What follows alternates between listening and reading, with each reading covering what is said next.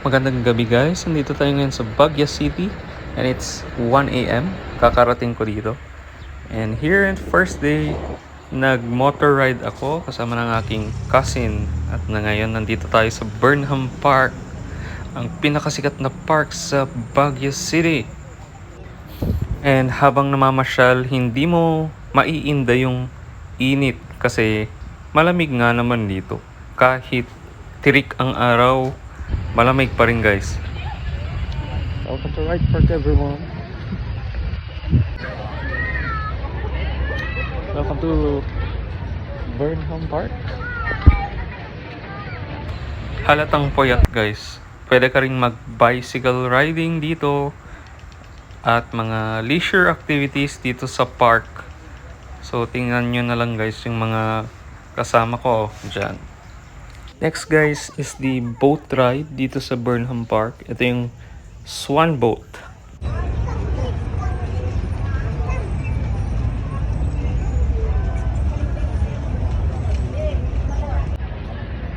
Dito tayo sa Swan Boat dito sa Burnham Park.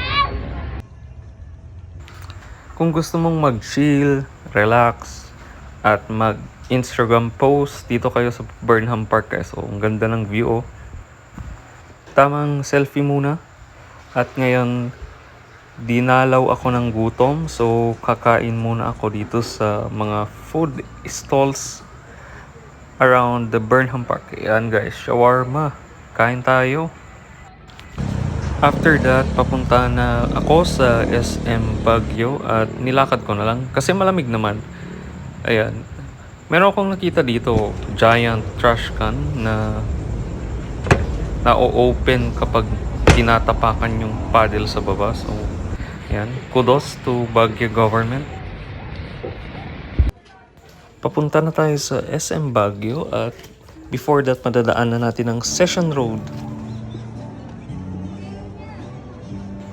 Maraming naka-costume. Nandito si Transformers, nandito rin si Baymax. Diyan si Baymax. Ito naman si Transformers. Yan. And si Dancing Unicorn guys. Hi.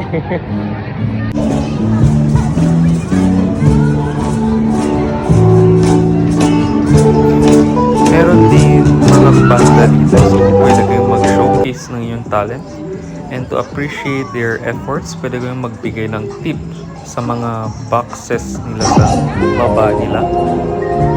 Quay, sao mới gặp lần đầu mà đôi mình quay. Anh ơi anh à, anh bắt buộc gì mà lại làm em yêu vậy? Bé tang tang ting tang ting tang tang tang. Giây phút em gặp anh là. Pwede din kayong makisayaw sa mga naka-costume na friends natin dito guys. Ayan.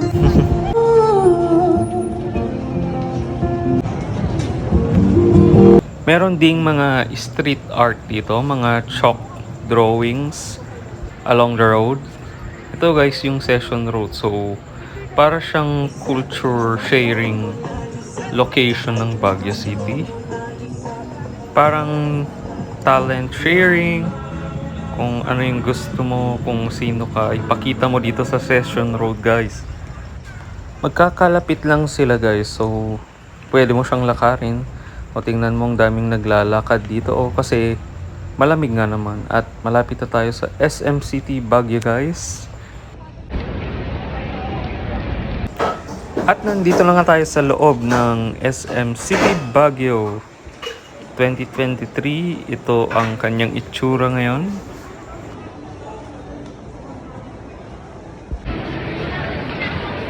Nandito na tayo sa loob ng SM City Baguio guys. Hanap tayo ng pwedeng kainan dito.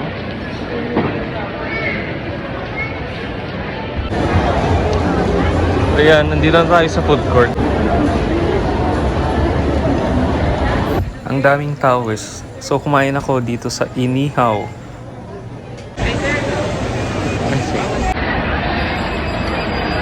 I'm waiting for my order guys. Ang taga. Tingnan nyo, parang Manila na rin dito sa SM Baguio. Overpopulation is one of the problem now.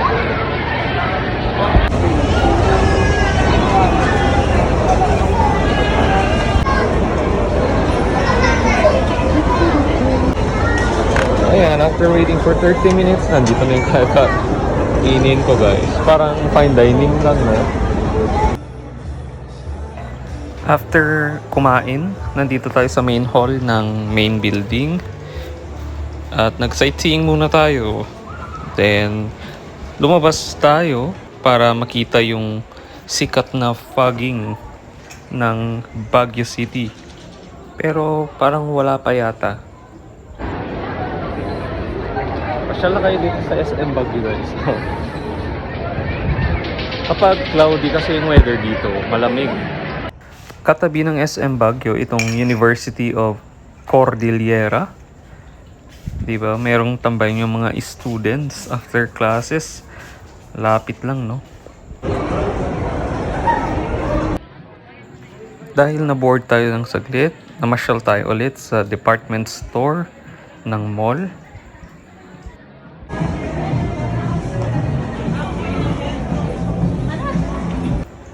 Tapos ito yung view sa harap sa lower part ng SM.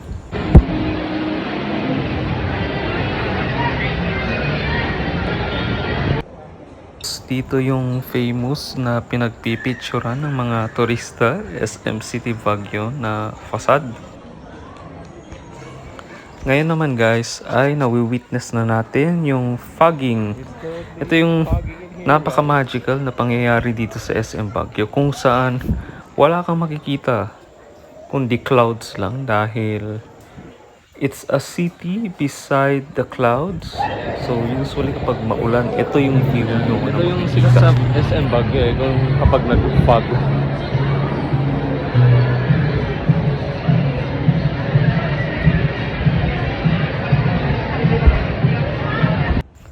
After that, umakyat ako sa Sky Park or Sky Garden. Dito sa tuktok lang siya ng SM. Pwede kayong mag-picture dito, pwede kayong mag-chill at tambay. At meron ding mga naka-costume ulit dito. So, pwede nyo silang bigyan ng tip, pwede kayong mag-picture, or kung ano man yung trip nyo guys.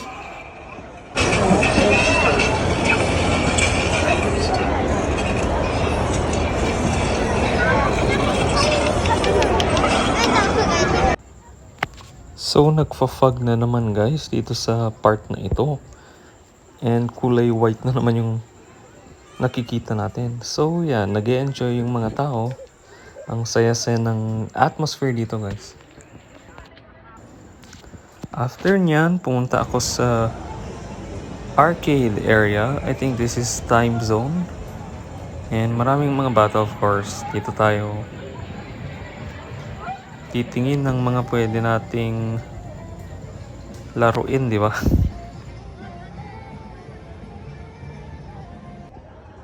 Pagkatapos niyan, pumunta ako ulit sa Session Road para tignan kung ano yung pangyayari dito. At may lato-lato pa rin guys dito sa Session Road.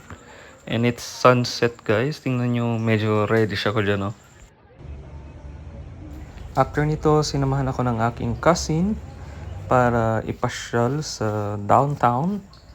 And nandito kami sa Baguio Cathedral. Yan, kasama ko si Coco Martin guys. Yan, say hello.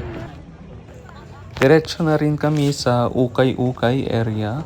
Sikat ito sa Baguio.